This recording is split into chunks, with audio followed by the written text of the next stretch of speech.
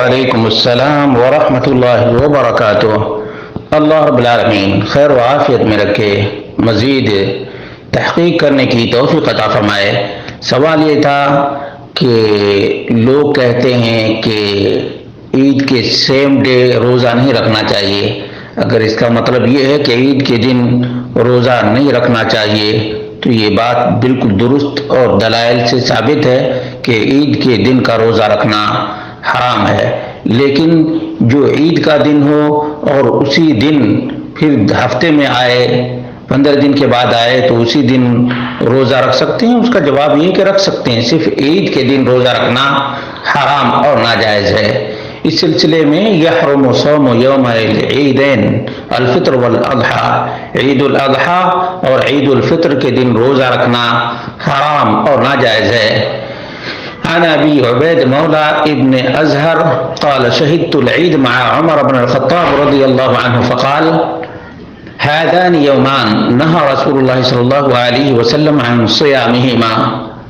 میں نے عمر بن خطاب رضی اللہ عنہ کے ساتھ نماز عید ادا کی اور انہوں نے کہا کہ نبی اکرم صلی اللہ علیہ وسلم نے عید الاضحیٰ اور عید الفطر کے موقع پر روزہ رکھنے سے منع کیا ہے۔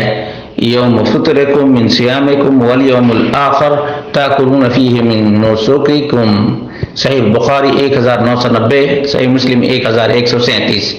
اسی طرح سے ابو سعید خدری رضی اللہ عنہ کا بیان ہے، نہى النبی صلی اللہ علیہ وسلم عن صوم یوم الفطر والنحر، نبی مکرم صلی اللہ علیہ وسلم نے یوم الفطر یعنی عید الفطر اور عید الاضحیٰ کے دن روزہ رکھنے سے منع کیا ہے۔ صحیح بخاری 1991، صحیح مسلم 827۔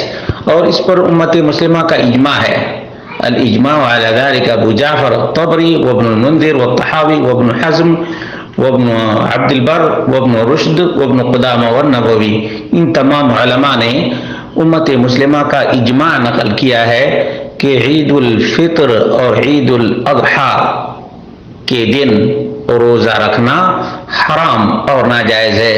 اللہ کے رسول صلی اللہ علیہ وسلم نے ان دونوں عیدوں کے موقع پر روزہ رکھنا ممنوع قرار دیا ہے۔